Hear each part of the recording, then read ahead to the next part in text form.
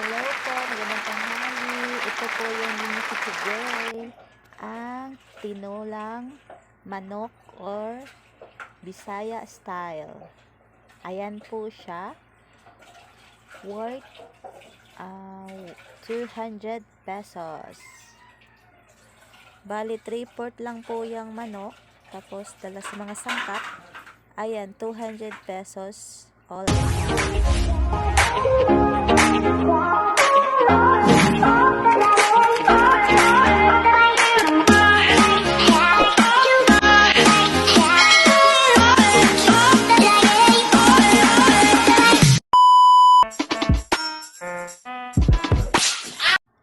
Hello po! Andito na naman po yung kusinira nyo na si Christine Sang TV na magluluto sa tanghalian nyo. At ang menu ko today ay tinulang manok o Bisaya style, tinulang Bisaya. Ayan, lagyan na po natin ng cooking oil ang kaserola at makapagluto na tayo. Ayan po yung mga sangkap. Ayan yung po yung mga gulay, sayote, gabi. Ayan po yung mga sangkap. Ayan, tanglad, loya. Ayan, repolyo. Ayan po yung 3/4 na manok. Preskong manok po. Kailangan presko pong manok ang piliin natin. At ayan, igisa na natin ng mga sangkap.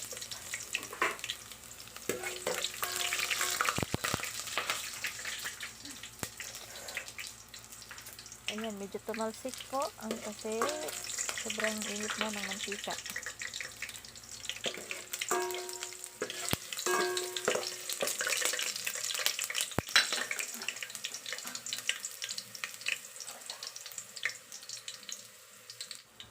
Tapos Bombay.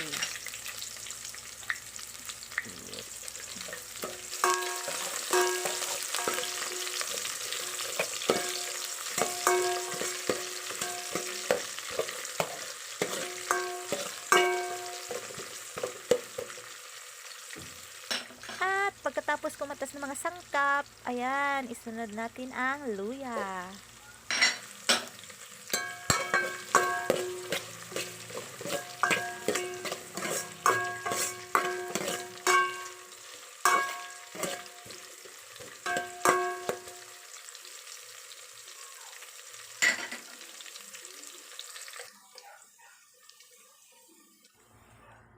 At ilunod na natin ang preskong manok. 3/4 na manok. Ayan, ganyan po kadami ang 3/4 na manok po sa amin, sa Bisaya.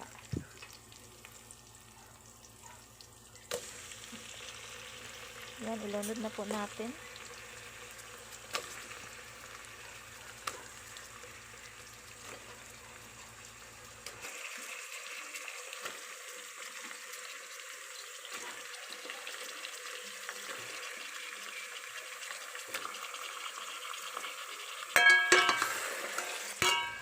Tapos ay haluin ng mabuti para mamix yung katas ng sangkap sa manok para mawala yung langsa ng manok at bumango.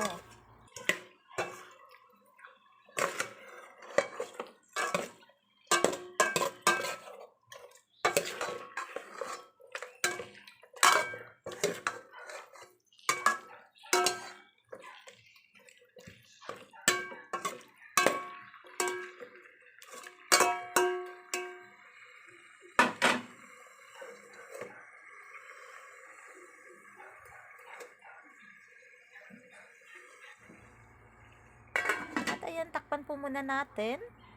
Antay tayo ng mga ayan na pala, makatas na po siya. Sabay na pong kumatas yung mga sangkap at manok. Ayan. Bango na, ang bango na.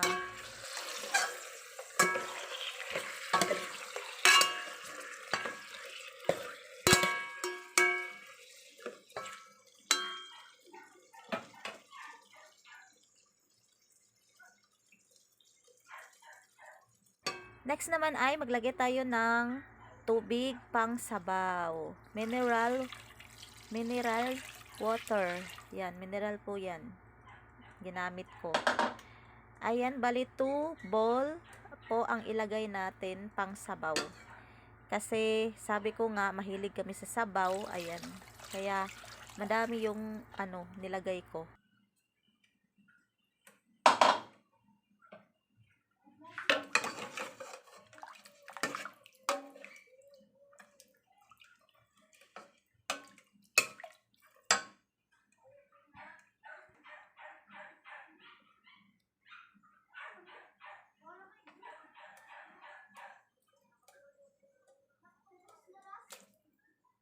Tapos, ilunod na din natin yung tanglad para maging mabango.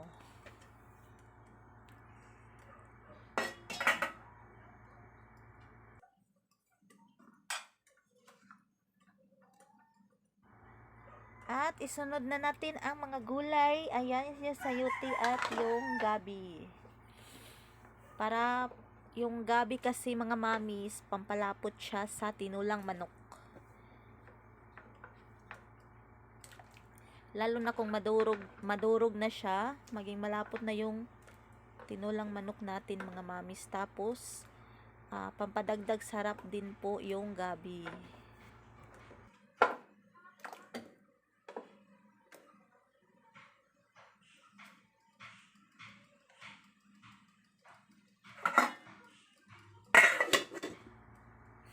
So, ayan. Maglagay na tayo ng timpla, bitsin at asin.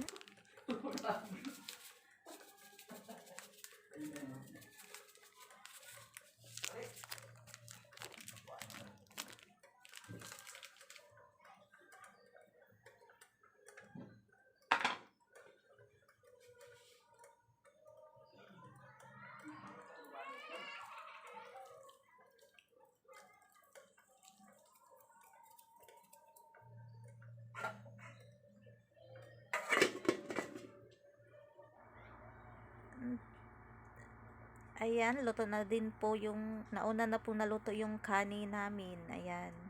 Ang ganda-ganda na pagkaluto talaga kapag rice cooker yung ginamit. Kesa sa ayan.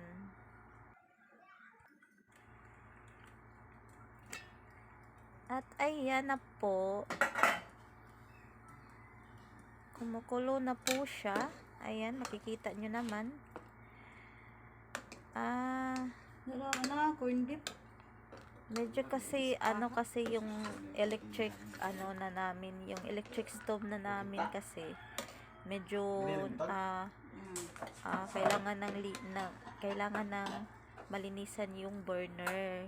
Kaya ang hina na ng init niya, pero nakakakulo pa din naman. Ayan, kumukulo pa din naman yung niluluto ko.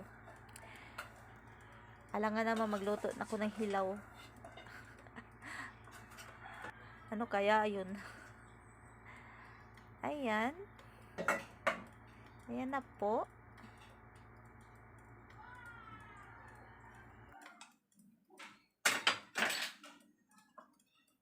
Grabihar. Ilunod natin ang sili mahaba at ang repolyo.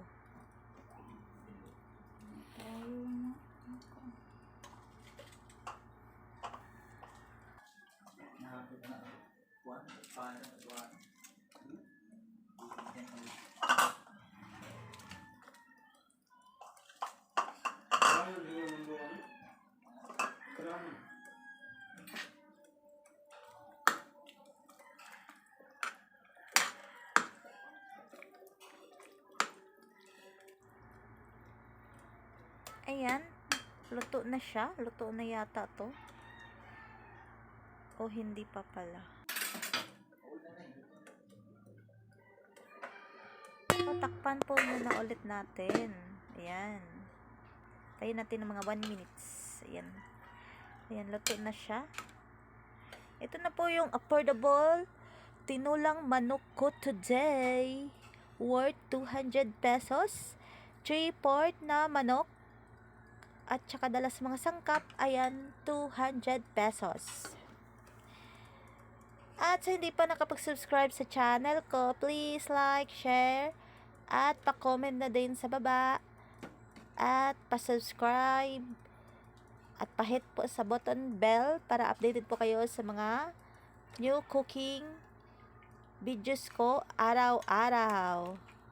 Dahil araw-araw naman po akong nagluluto, kaya meron talaga akong new videos, new cooking videos palagi.